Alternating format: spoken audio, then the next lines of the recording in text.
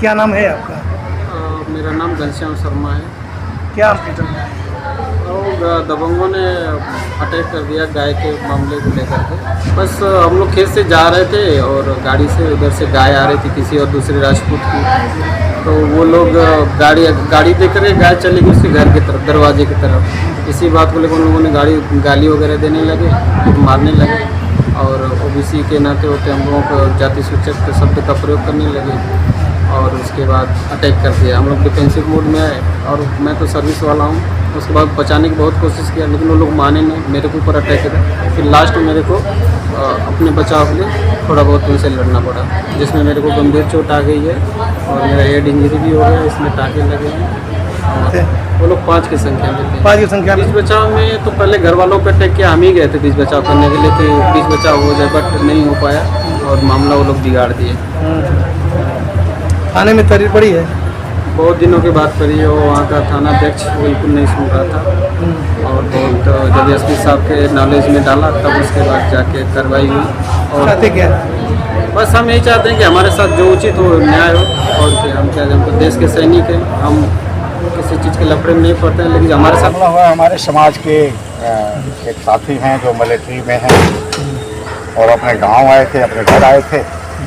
वहाँ कुछ सामंती प्रवृत्ति के लोग हैं जो सामंत विचारधारा भी जिंदा है उनके अंदर।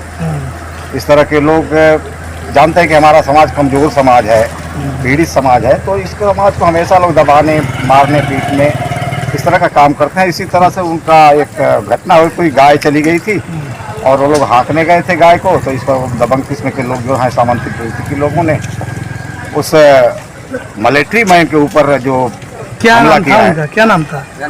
घनश्याम शर्मा जी पर जो जानलेवा हमला किया, हम लोग उसकी निंदा करते हैं और सरकार से भी अपेक्षा करते हैं कि जो लोग जिस तरह से हमला करें हमारे समाज के ऊपर, ये चौथी पश्चिमी घटनाएं हैं और एफआईआर तक नहीं दर्ज होता है। जो यहाँ का एसओ है रानीपुर का एसओ, एफआईआर लेने में दबंगई किया, एफआईआर नहीं ले रहा है, तो हम 3 दिन 4 दिन बाद एफआईआर ले रहा है और जो दबंग किस्म के लोग हैं उनका एफआईआर तुरंत दर्ज हो जाता है।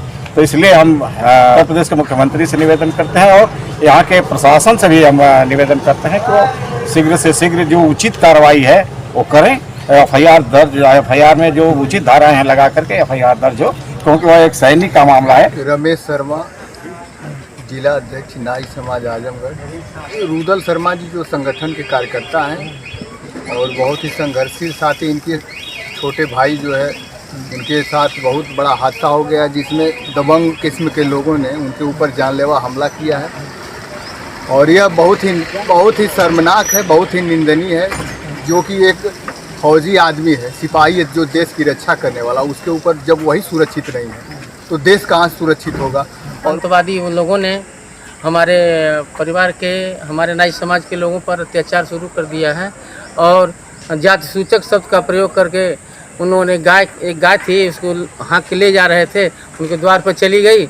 इस वजह से हम लोग उपेक्षित हैं इस समाज में। इस वजह से ये लोग हम लोग को दबंगई, काफ़ी दिनों से दबंगई चल रही थी इन लोगों की। इसके पहले भी कई घटनाएं उनके साथ हो चुकी है और आज भी हो गई। और लड़का मिलिट्री से आया था, आए हैं और आ करके अब घर यहाँ पिताजी को लेके आ रहे थे, उसी समय ये गए पूछने, तब तक लाठी डंडा से प्रहार कर दिए। ये हम लोग के लिए बहुत दुखद की घटना है। हम मुख्यमंत्री जी से गुहार लगाएंगे कि आप हमारे राजा हैं और राजा रहते हुए इस तरह की घटनाएं हम लोग के साथ होगी तो ये बर्दाश्त के बाहर है। हम लोग इसके लिए बहुत बड़े से बड़े आंदोलन करने की तैयारी में लग जाएंगे अगर नहीं कोई हम लोग को इस तरह का कार्रवाई होती है।